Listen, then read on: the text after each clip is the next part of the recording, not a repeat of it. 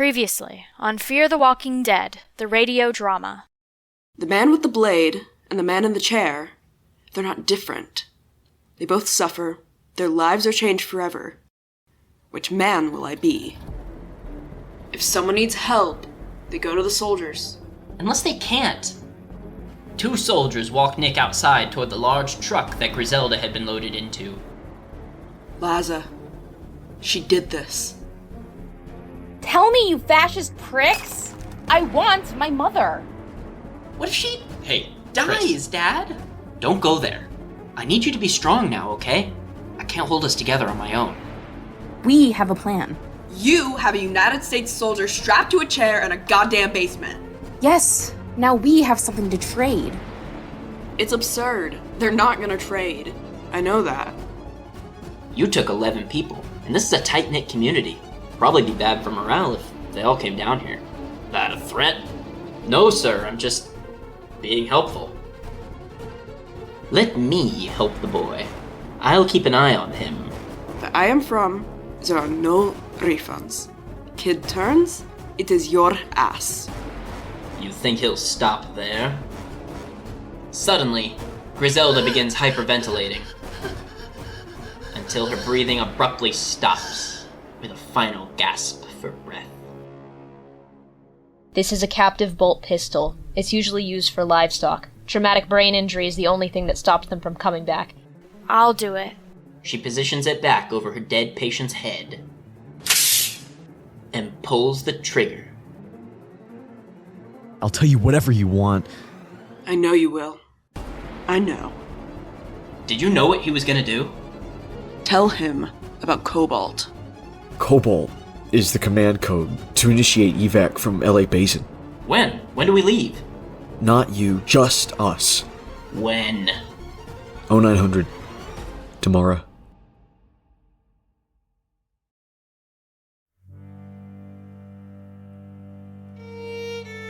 The moon rises over the hills in the distance. We see the grand skyscrapers of downtown LA in the faint light of the moon, and the fires which continue to rage through the city. The world is dark and dead. Even beyond the center of the city, this pattern holds true. Massive highway interchanges are packed to the brim with abandoned cars. Suburbs just outside the city are in much the same state as the city itself, silently burning through the night. The arena that Daniel visited is the exception to this stillness, as the infected within continue pounding on the doors of the stadium, begging to be freed, the only way they know how. It's the end of the world.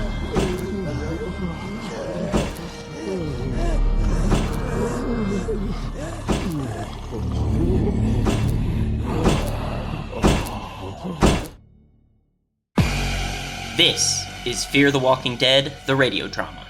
Today's episode is sourced from Season 1, Episode 6, The Good Man, which was directed by Stefan Schwartz and written by Robert Kirkman and Dave Erickson. In the Clark's kitchen, Madison is packing supplies into a box as Travis walks in through the back door carrying a box of his own. The two pack in tense silence for a moment, until Alicia and Chris come inside. Mom? Go get your stuff. What happened? We gotta go. But... Now, Chris. What happened? The guard is pulling out. Yeah, we saw him on the street. They were looting. They're leaving? We're leaving. I thought this was getting better. I thought we were winning. They're retreating. It's not safe for us to stay. We're going back to our original plan. We're driving east. Come on. We've got enough food and water to last us.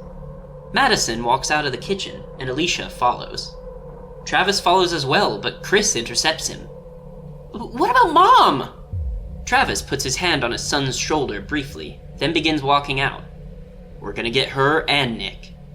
Now let's go. How, Dad? What? How do we get them?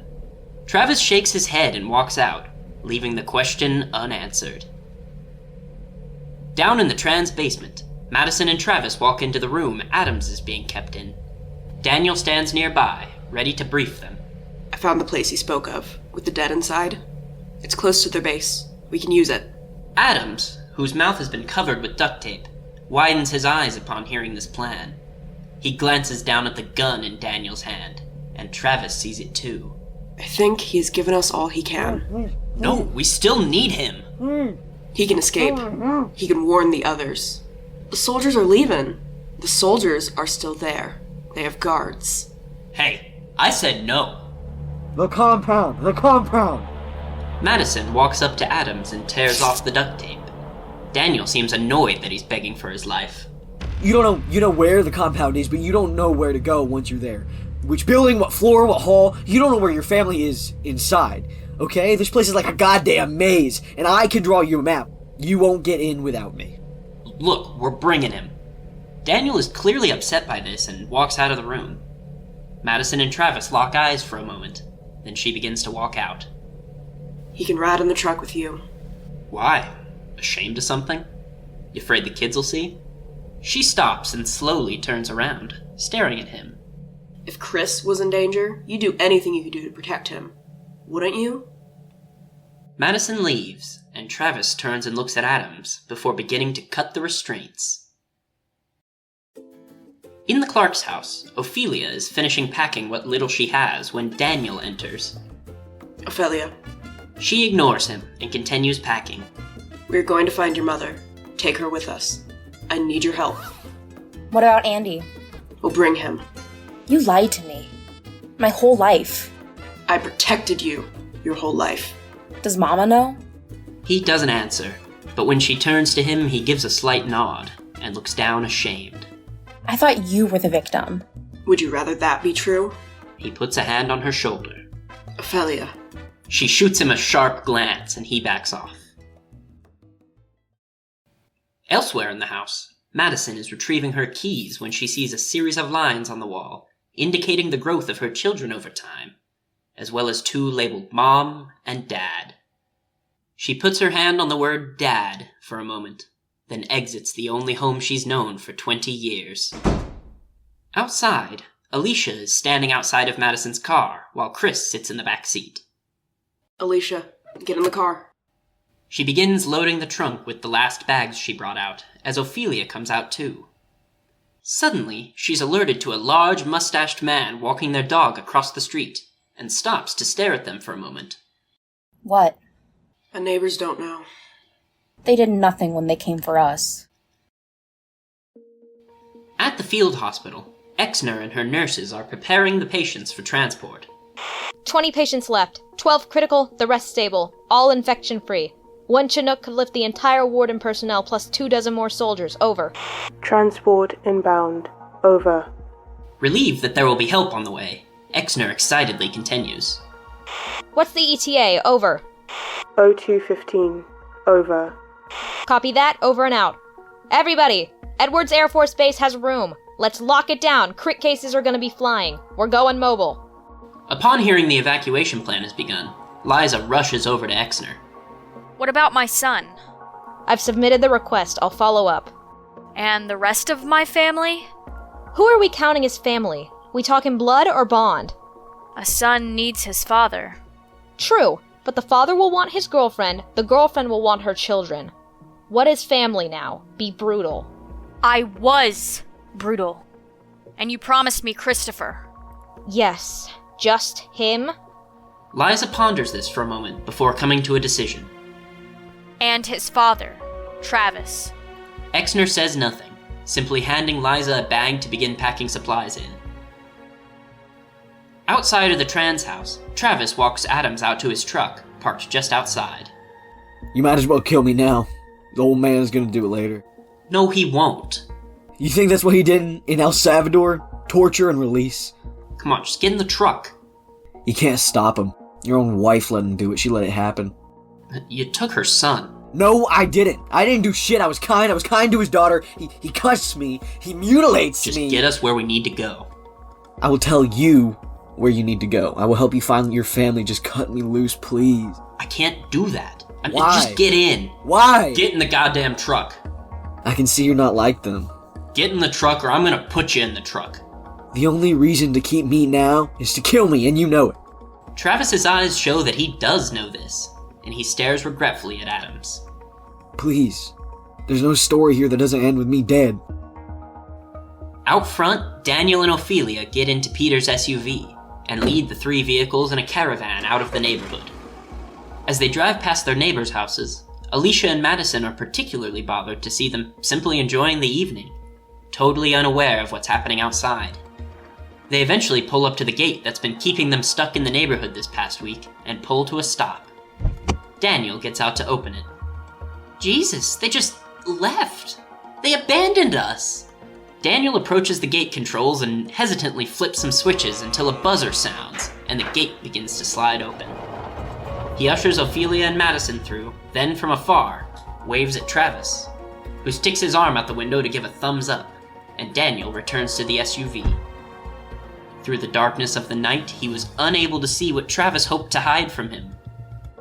His passenger seat is empty.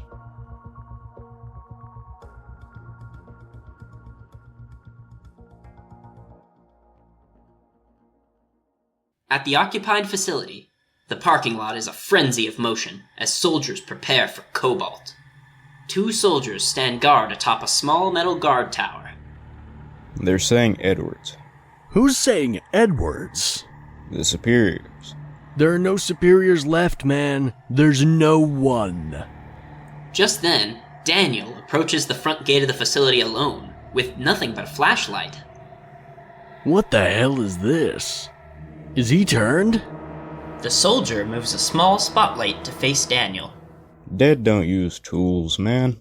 Could be infected. Nice night. Sir, you're entering restricted area. Stay where you are. I don't want to have to shoot you, old man. You should save your ammunition. Daniel chuckles to himself and walks to the side, out of view. For a few moments, nothing happens. Then the sound of snarling begins to overtake the base as a huge horde of infected approach the gates. Holy shit! Oh my Multiple God. infected northwest corner. The soldiers all begin jumping to action to defend the base as the infected push up against the fences. From above, we see that this horde is massive, covering the streets several blocks back. In a parking garage just outside the base, Daniel runs back down to the group, who have parked the cars and have been standing around anxiously. I led them to the north gate, so all the soldiers are distracted. We can go now. We should move. It's only then that Daniel notices that Adams isn't here, and looking at Travis's truck, he begins to realize what must have happened. What did you do? Look, Adams told me where to find them. He told you? Yeah, and I believed him, okay? Like you believed him. It was the right thing to do. You will see what doing the right thing gets you. As Daniel and Madison share a tense moment, Travis goes to Chris and pulls him aside. Alright, if things go sideways, if you see anything, you drive. Just take the SUV and you drive to the campground. If we're more than 30 minutes, drive, Chris.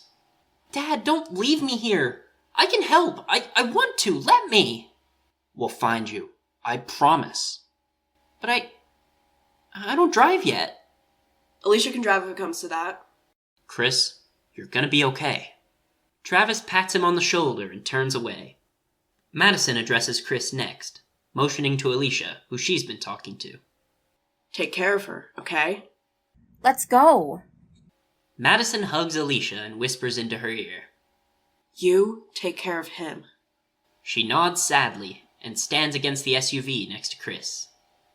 As the adults walk away into the staircase leading above ground, she and Chris share a nervous look. Within the facility, back in Strand and Nick's cell, Strand has assembled his entire suit now, pocket square and all. He straightens his silver tie and sits on the bench calmly, even as those around him grow impatient, including Nick, who bangs his hand against the fence. Don't draw unnecessary attention. I am losing my mind. I thought the house was bad. Picture you're somewhere else, with a needle in your arm. Nick nods and leans against the fence. Where's your house? Close. El Sereno. Strand nods and grins. El Sereno. Oldest community in Los Angeles. Predates the city. Vibrant, blue-collar, diverse. I'd gentrify the shit out of El Sereno. They both smile at this. Another time, another world. Just then, the lights suddenly flicker off, and gunshots can be heard up above. Whoa, what's that? Despite the panic of the other caged people, Strand stands up slowly and calmly walks over to the gate of their cell. Hey, what's going on? Full auto, close. It's time to go. So where are we going? Strand begins to answer him, but then fumbles through the pockets in his suit frantically. What's wrong? After Strand takes another few seconds, Nick slowly presents what Strand's been looking for. The small key he showed him earlier. Strand grins, almost disgusted, but then with pride. Upstairs, Liza and Exner walk outside to the helipad and hear the chaotic battle ensuing below. A helicopter flies overhead but doesn't land, instead turning back to do a lap around the facility. The two walk closer to the edge of the building and look down to see the infected horde coming in. Son of a bitch. What? The compound's compromised, and now Evac knows it. As Exner rushes inside to communicate with the helicopters, Travis, Madison, Daniel, and Ofelia quietly approach a gate near the one that the infected are assaulting. Madison takes a moment to look at what they've done, as Ofelia and Travis bust the gate open with some bolt cutters. Hold the perimeter. We need more men. Oh my god. The hard part is done. If the infected get in, how do we get out? That would be the harder part. Travis slides the gate closed behind them, and they rush into the facility. Up above, Exner has gotten a hold of the evacuation team. What is the delay? Over. Stand by, Doctor. Stand by. Over. The compound is secure. We're ready to go. Doctor, we have reports of infected around your perimeter. Over. They're outside. The compound is secure. If you come now, there's time to extract us. Over. We are assessing. Over. Overhearing this, Liza approaches the doctor. Dr. Exner. Exner stares out at the helicopter for another moment as it starts to fly away from the compound, then steps back inside to address Liza and Nurse Hodges. Go! Everyone go! The transports are downstairs. Aren't they coming? No. What about our patients? I'll take care of them. Just go. Liza grabs her arm as she begins to walk away. What about Chris? If they haven't gone for him by now, they never will. I'm sorry. Exner glances outside again, seeing the helicopter fly further away from the compromised compound. Go, Liza, run! Liza nods solemnly and leaves. Exner sadly stares at the distancing helicopter as one last, non-reassuring transmission comes in. Stand by, Doctor. Over. She walks slowly across the room, looking over her many critical patients, and begins switching off monitors as she goes. A tear rolls down her face as she considers their fates and her own. In the parking garage, Alicia and Chris sit in front of the SUV, ready to go in case of emergency. This is crazy. Chris opens up the door and steps out of the SUV. They'll come back. She steps out as well, following him as he slowly walks around the garage. If they can't get in, they'll come back. And leave the others? Would you rather they all died? I don't want anyone to die. I don't want that. You sound like your dad. Yeah, well, he tries. Hearing the noises coming from above stops them short, and they take a moment to recover, realizing they aren't in immediate danger. You can't save everyone. Why the hell would you say that? Because you can't. Sorry, it's just... Shut up, no. It's the truth. Alicia. What? Behind you. Get in the car. Get in the car. The two see the shadows of several figures deeper in the parking garage and rush into the front seats of the SUV, locking the doors behind them as they duck down and hope to wait out the increasingly loud footsteps. Downstairs in the facility, Strand and Nick walk down an aisle between fenced cells. The others who've been interned here beg to be released. Come along. Come along. Let us out of here. The key is not one size fits all. We'll die in here. My friend, you're more likely to die out there. Hey, you're not gonna help them? We're not going to help them. Why? Because, you see, helping them could hurt us. Don't leave us here. There's no value add. They get to the end of the aisle. Nick looks back at those they're leaving behind once more. Seriously? Save yourself, Nick. Let others drop behind. So, where are we going? We need a ride. And then? Abigail. Who the hell's Abigail? The two move on and out of this room, leaving the others behind. In the parking garage, Alicia and Chris are still hiding from whoever's approaching. If they're dead, they'll just keep walking, right? They'll walk away? I don't know. The footsteps get closer and closer yet, until suddenly both door handles click. All seems to be well for a moment, until both front windows are bashed in by soldiers using the butts of their guns. Shit! The soldiers open the doors from the inside and drag them out of the SUV. Come on. Hey! Shut your... Get out, come on. Get off me! Get off me! The three soldiers move the two to the front of the car and stand menacingly around them. Why didn't you guys just open the damn door, huh? What do you guys want? Transport. Son, just give us the keys. No. Come on, man, we'll take you with us. We're not going anywhere. Suit yourself. How about you, girl? Hey, you leave her alone! Chris rushes at the soldier, who pushes him between the others until the first soldier pushes him up against the hood. Stop it! Stop! I have the keys! The men back off of Chris and look at her expectantly. She slowly pulls the keys out of her pocket and tosses them to the lead soldier. They all stand silently for a moment before the pervy soldier takes another step towards Alicia. Are you sure you don't wanna... Don't touch her, man! Chris rushes at him again, and this time when the lead soldier grabs him, Chris punches him in the face. An act that the soldier responds to by hitting him in the face with the butt of his gun, sending Chris to the ground. Elsewhere in the nearby abandoned compound, Madison, Travis, Daniel, and Ofelia enter one of the administrative areas of the college. This must be the checkpoint. Adams said there'd be a sign marked Administration. There it is, look. A sign marked Administration. They follow her down yet another hallway, continuing to snake their way stealthily through the compound with Adams' instructions. Outside, Liza bursts through a door and runs past several trucks and helicopters being loaded to evacuate. The fighting continues at the gate, and the infected are pressed up against the gate, while soldiers slowly mow them down with machine guns. Many frontline soldiers are simply abandoning their posts to evacuate. I'm out of here.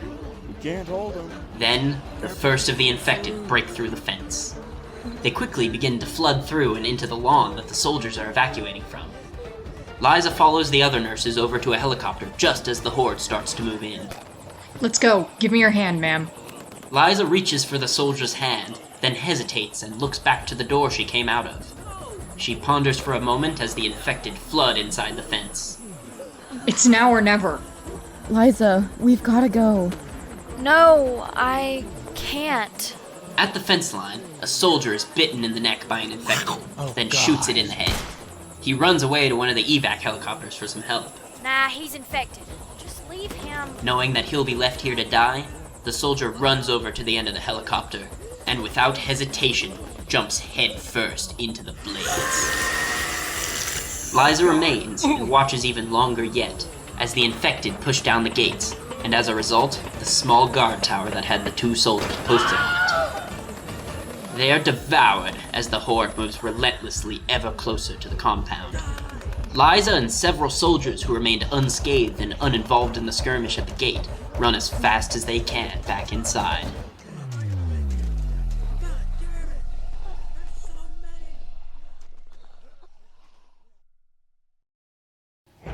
In the hallways of the compound, Nick and Strand walk confidently until Strand hears soldiers coming down a nearby stairwell.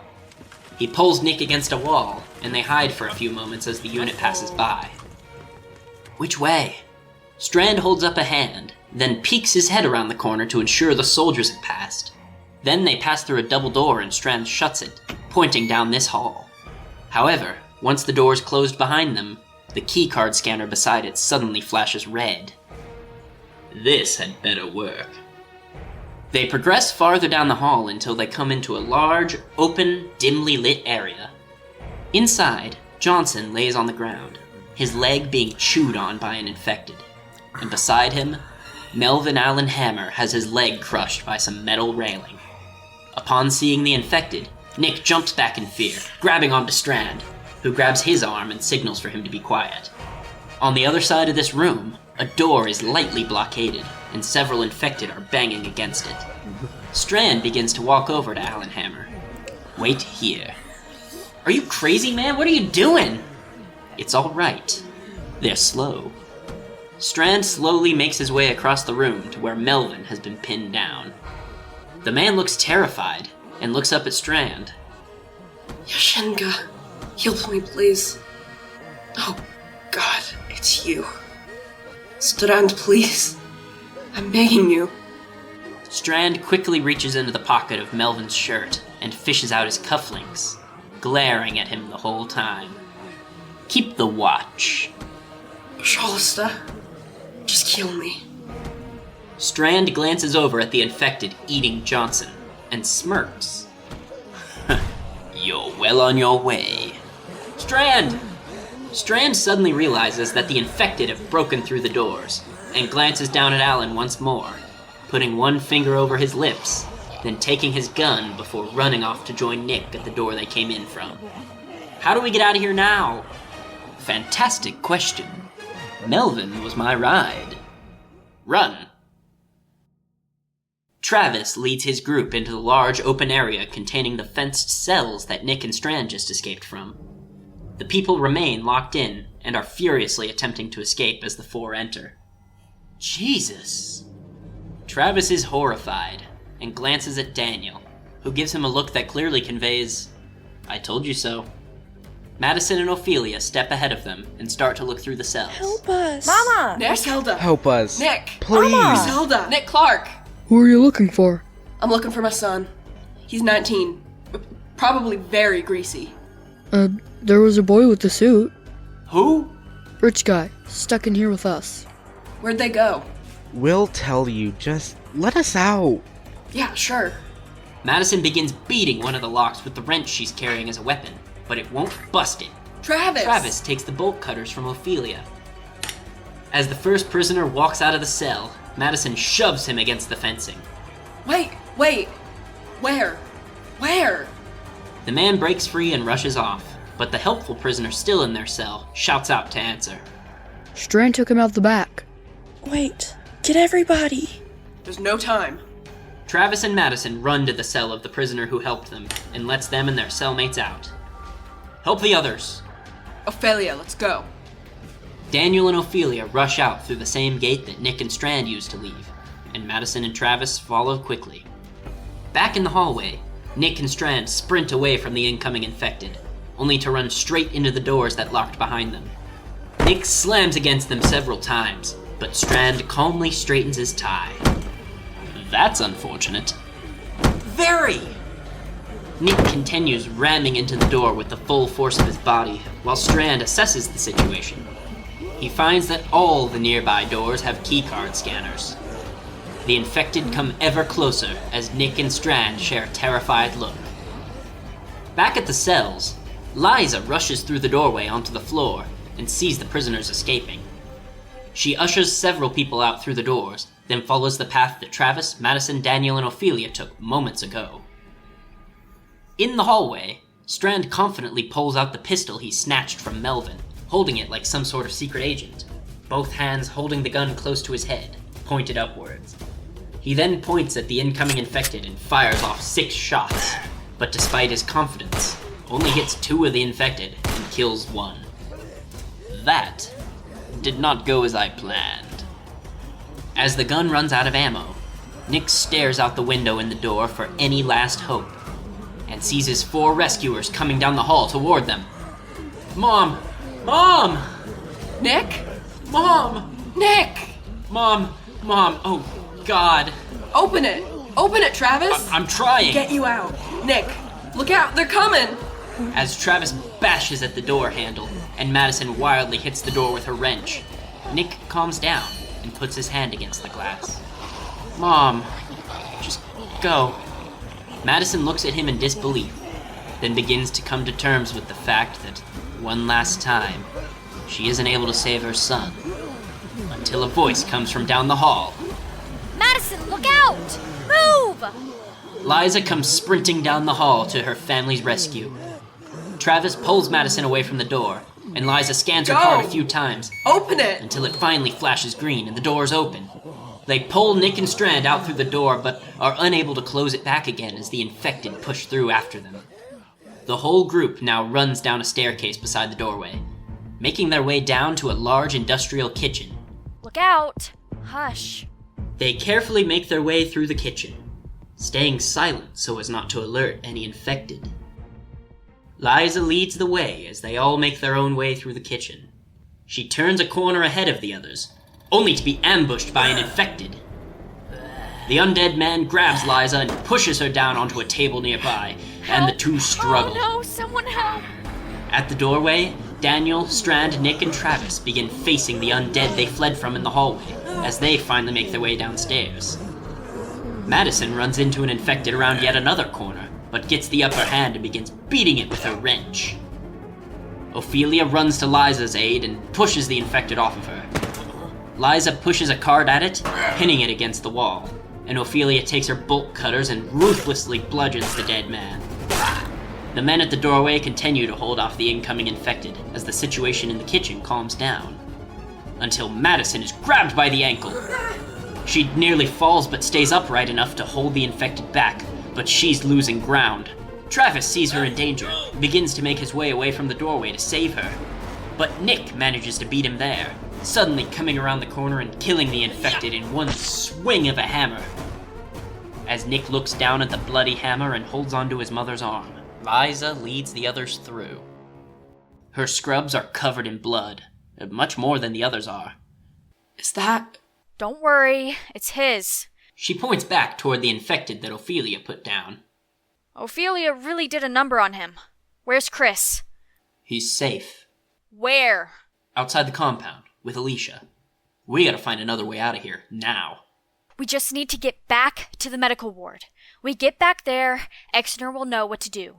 She had a plan. After leaving the kitchen, they walk through the cafeteria it's attached to.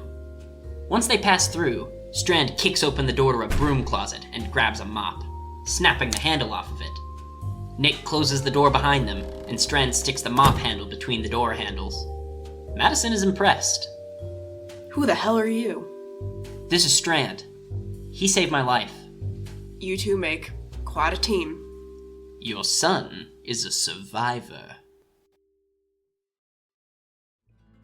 On the way back to the medical ward, Daniel pulls Liza to the side as the others move on.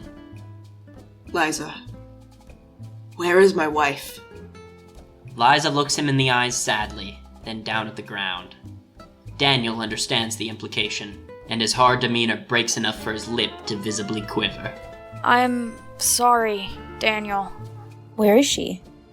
A few tears spring up in Daniel's eyes, and Liza doesn't know what to say. Ofelia turns her head seriously. Tell me. The infection took her. Everything that could be done was...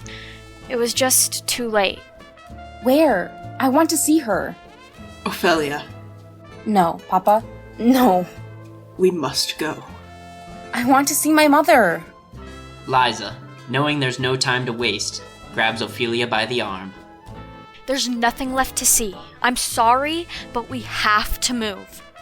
Liza continues on, and Daniel holds Ofelia for just another moment before she glares at him and follows Liza. Now truly broken for the first time, Daniel walks sadly behind her.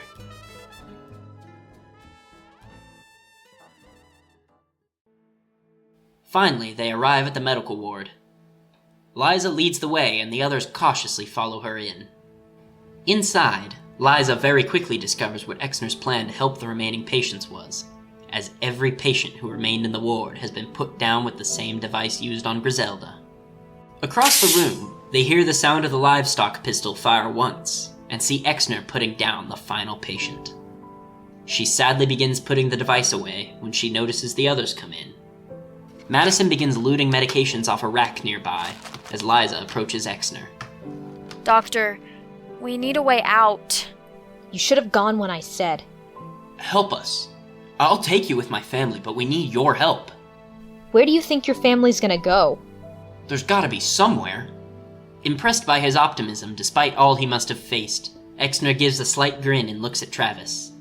There is a way out.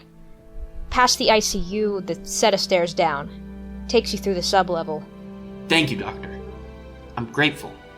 She drops the grin. Don't be. You can get out, but there's nowhere to go. I'm sorry. Okay, let's go. Travis, Daniel, Ofelia, Strand, and Nick leave to go find the stairway. Come with us. Bethany, there are people you can still help. My family will need you. Liza, we have to go. Liza tears up, and Exner glances at her inquisitively, but Madison walks over to the two. She's lost. Let's go. Madison puts an arm around Liza and pulls her away. They leave the room, following the rest of the group to the stairway. Once they've all left, Exner pulls the air tank for the livestock pistol closer to her again, then draws it, staring at the device in her hands for a few moments, before moving it up to her own forehead.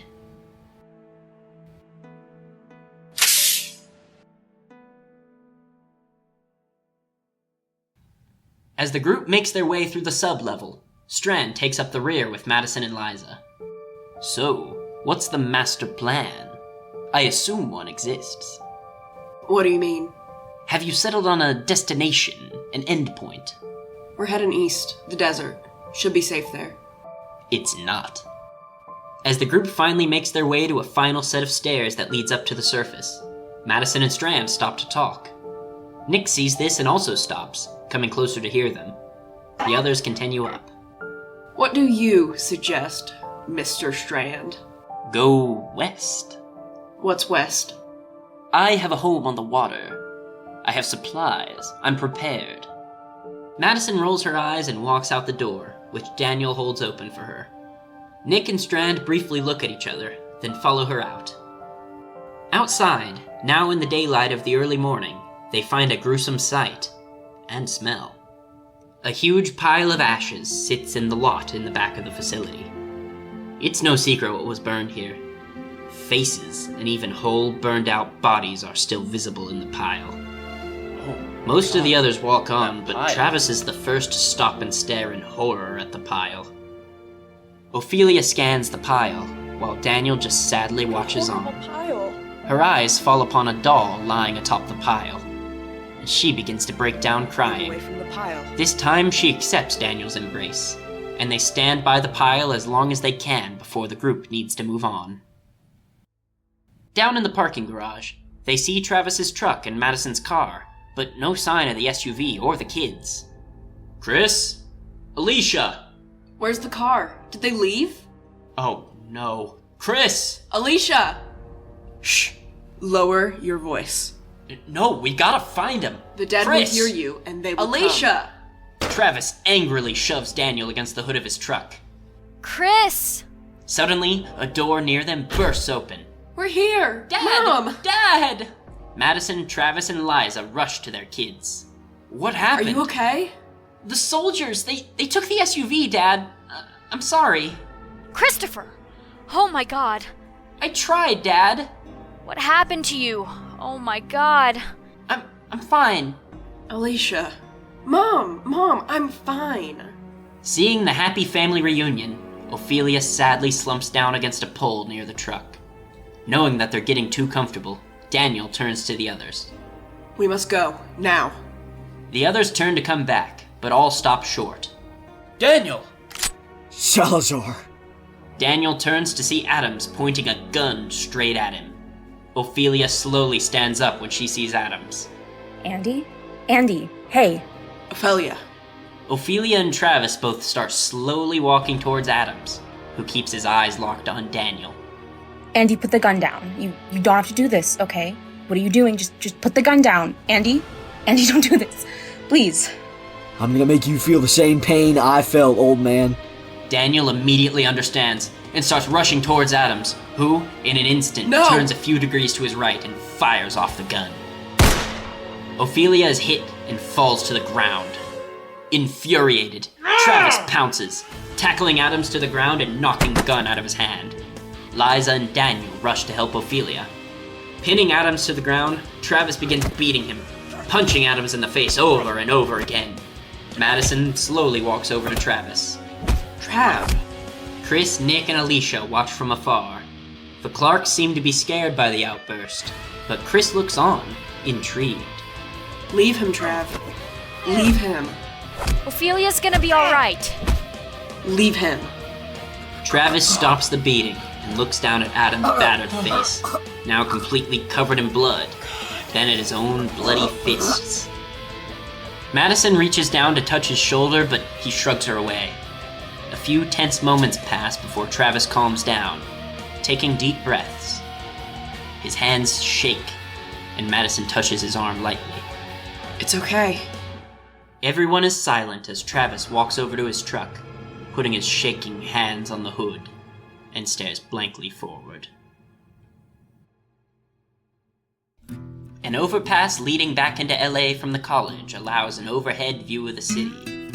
It's far quieter now in daylight, with fewer fires raging.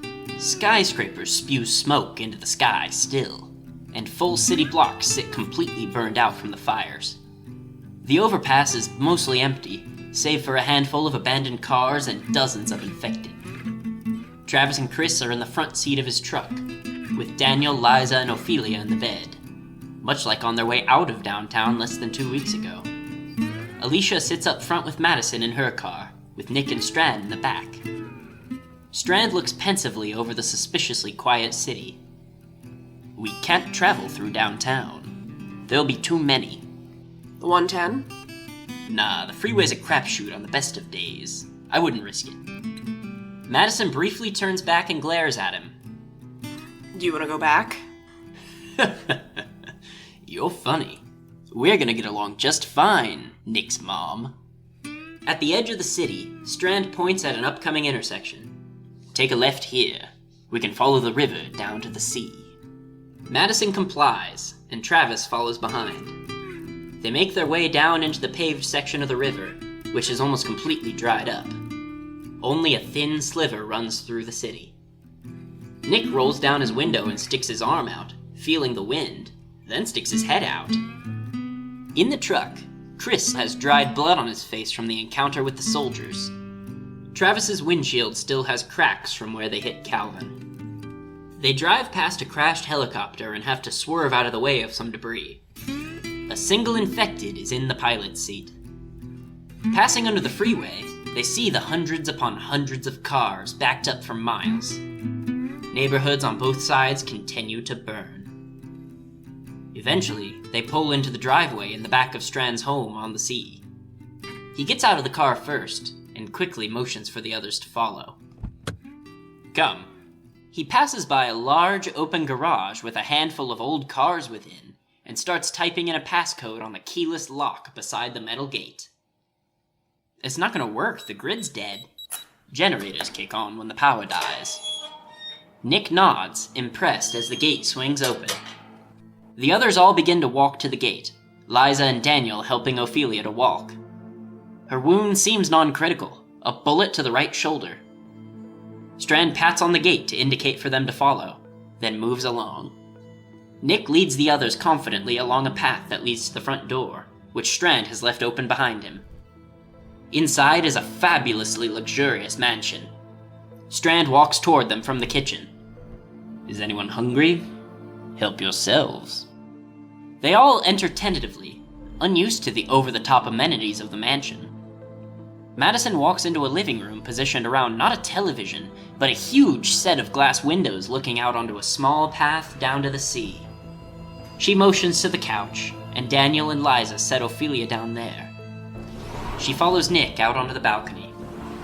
They both stand silently for a few seconds, looking out over the cliffs behind the thin, sandy beach. Then she turns to him. I'm sorry. For what? I let them take you.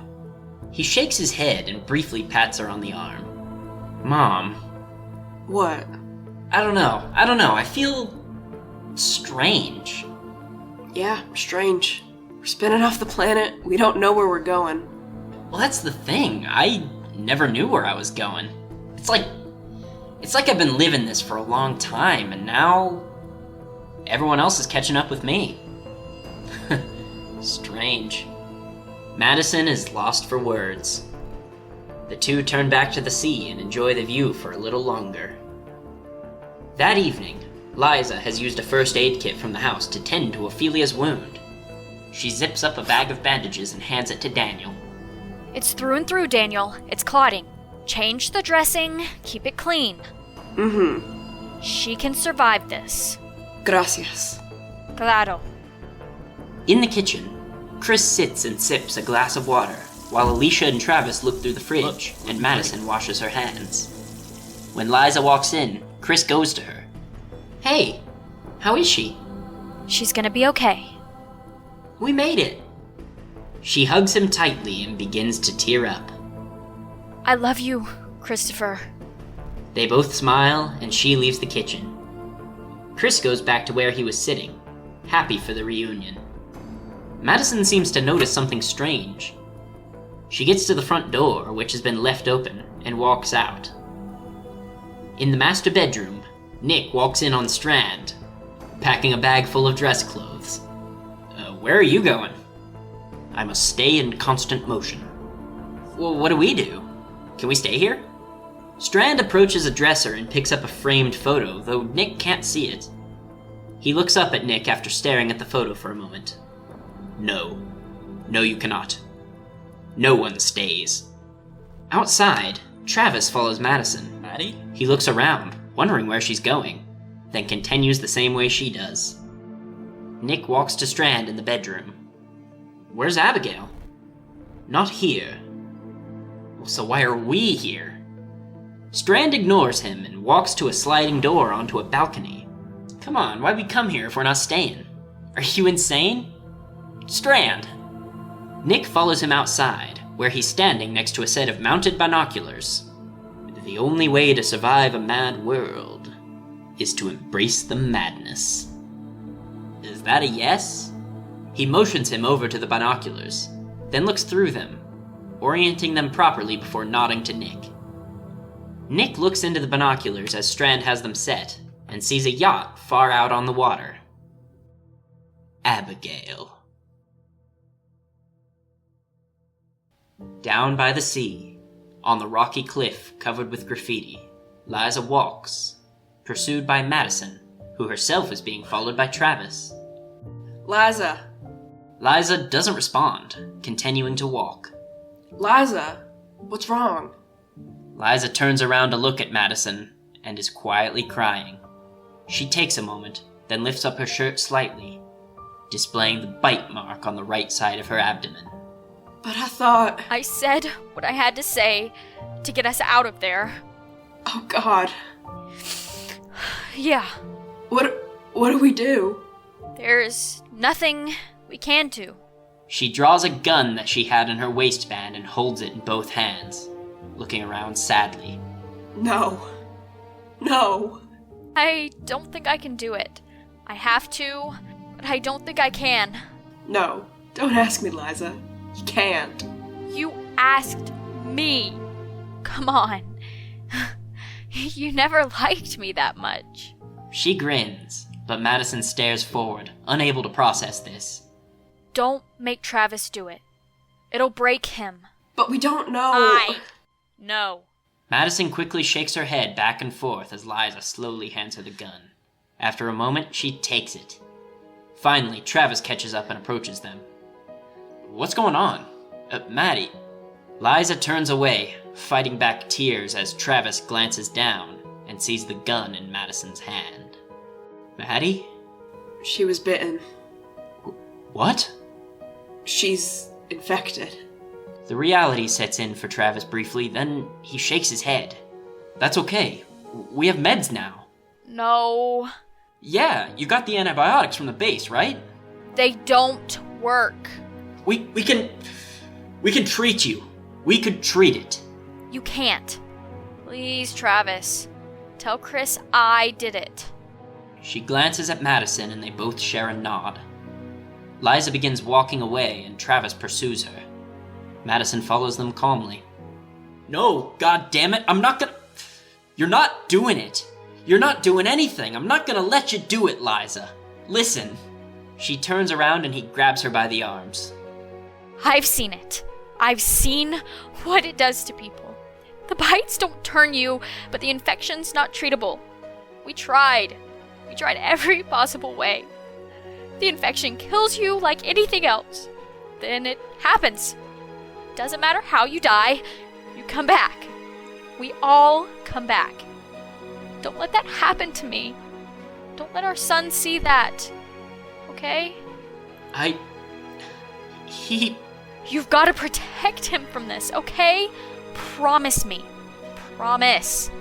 He too begins to cry. They lean forward and briefly touch their foreheads together. Okay? I'll protect him. I'll protect him. You guys are gonna make it. I know you will. It's time. She sits down, still holding his hands as she does. Travis turns to Madison, eyes wide with sorrow. Then he outstretches his hand. She nods and steps forward to give him the gun.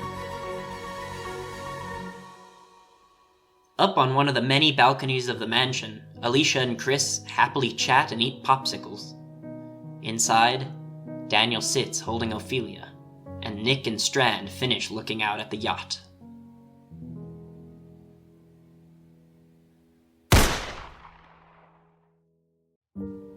Alicia and Chris drop everything and run down the path to the cliffs. Travis walks down to the beach below, completely disoriented, and falls to his knees at the edge of the beach. He sinks his fingers into the wet sand, clenching his hands and leaning down, bawling.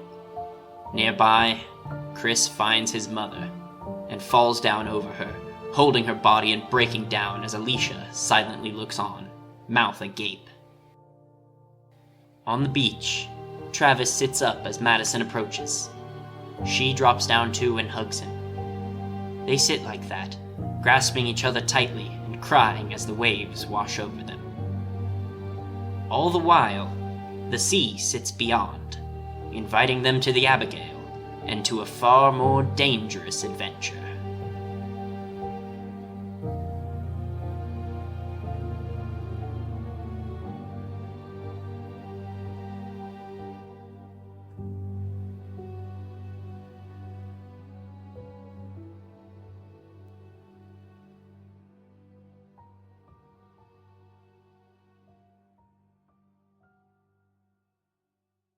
This has been Fear the Walking Dead, the radio drama.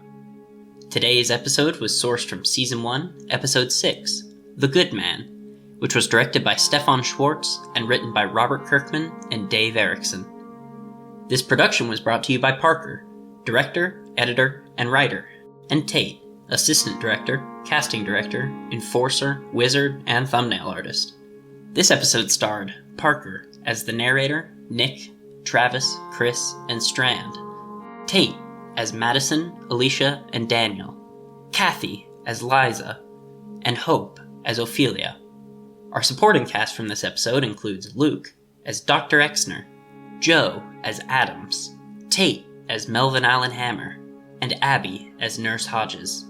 Also featured in this episode, Eleysia as Evac Soldier, Gray as Soldier 1, Deadface as Soldier 2, Roe as Soldier 3, Woflix as Soldiers 4 and 9, Firework as Soldier 5, John as Soldier 6, Cathy as Soldier 7, Niko as Soldier 8, Monarch as Soldier 10, Mon as Prisoner 1, Max as Prisoner 2, and Knox as Prisoner 3. And a special thanks to you for being such an amazing fan if you've made it this far. Thanks for listening. If you're enjoying the series so far, leave a like and a comment, and make sure to subscribe to hear the next episode. Also, check out our Discord link in the description to come chat with us or even join the cast of the radio drama yourself. Holy shit. The first season of Fear builds so slowly at first that it's amazing to think in only 6 episodes of television we got this far. I guess it's because of that slow burn that the show manages to have such an intense season finale. Though the loss of Liza is tragic, rest assured that neither Triss and... Who is Triss? Oh shit, we're running out of music too. Let's loop it back. Rest assured that neither Travis and Chris nor the rest of the group will forget what she did for them at the National Guard compound. One of the major plot points of the entire next season is going to involve the impact of this final moment of the season on Chris. Next, I just want to say I'm so thankful for the actors and community we've built, but I wanted to give a special shout out here to some of the main actors and community members who had recurring appearances on this show. Hope, Luke, Knox, Lena, Ro, Cathy, Joe, Woflix, and countless others, especially in this episode. You guys are the foundation of this show, and I hope we keep you around for a long time. And if you're listening and you want to see your name on this list in the future, just join the Discord, grab a role for the show, and see where it takes you.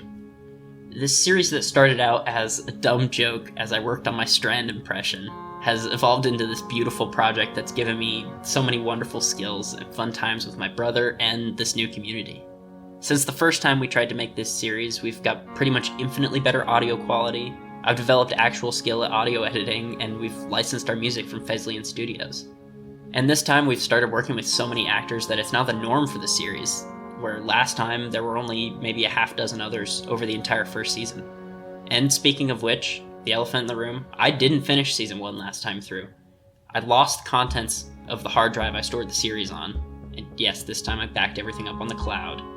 But I was about 85% of the way done with this episode. And to finally be on the other side, long story short, it's been a long time coming. And this is certainly my best work. I'm so indescribably proud of this stupid, amazing project. And I hope you all have had some good times along the way too. I've been sappy enough. Let's look forward. Tune in next time for Season 2, and a few other projects we're exploring that are going to flesh out this world for you. Thanks again, and I can't wait to show you what we have in store.